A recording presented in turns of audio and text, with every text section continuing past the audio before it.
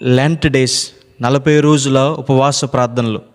వీటిని శ్రమ దినాలు అని కూడా పిలుస్తారు.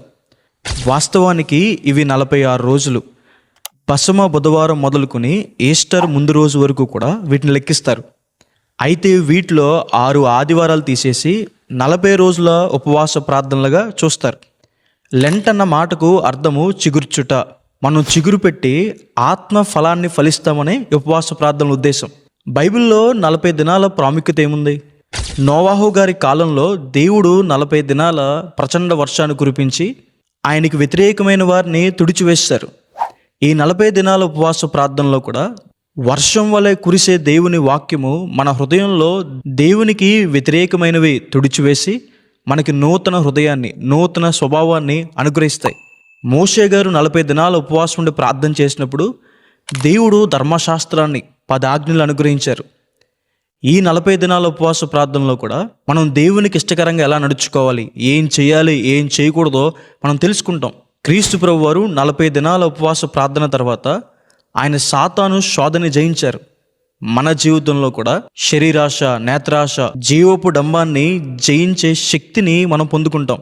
పునరుద్ధానుడే లేచిన క్రీస్తు ప్రభు వారు 40 దినాలు తన శిష్యులకి ప్రత్యక్షమై వారందరినీ బలపరిచారు. మన జీవితంలో కూడా ఈ ఉపవాస ప్రార్థనలో ఆత్మీయంగా మనం బలం పొందుకుంటాం. విశ్వాస విషయంలో మనం బలం పొందుకుంటాం.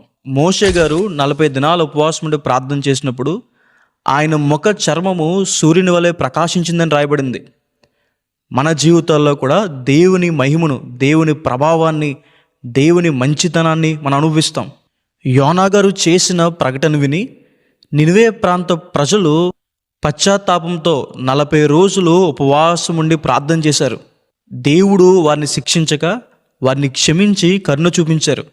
40 దినాల ఉపవాస ప్రార్థనలో దేవుని కరుణ, దేవుని జాలి, దేవుని క్షమాపణ మనం అనుభవిస్తాం. ఏలియా గారు 40 దినాలు ఉపవాసం ఉండి ప్రయాణం చేసినప్పుడు దేవుడు ఏలియా గారికి నూతన ప్రత్యక్షతలు అనుగ్రహించారు, తన చిత్తాన్ని బయలుపరిచారు. మన జీవితంలో కూడా ఈ ఉపవాస ప్రార్థనలో దేవుని ప్రత్యక్షతను, దేవుని చిత్తాన్ని మనం తెలుసుకుంటాం. దేవుని ప్రణాళిక మనకు బయలుపరచబడుతుంది. 40 దినాలు కనాను దేశాన్ని వేగు చూడడానికి వెళ్ళి దేవుడు మనకిస్తాడు అని విశ్వసించిన కాలేబు, యెహోషువ దాన్ని పొందుకున్నారు. మన జీవితంలో కూడా ఈ 40 దినాలు ఉపవాస ప్రార్థనలో దేవుని వాగ్దానాల మీద మనం విశ్వాసం ఉంచడం ద్వారా వాటి నెరవేర్పుని మనం చూస్తాం.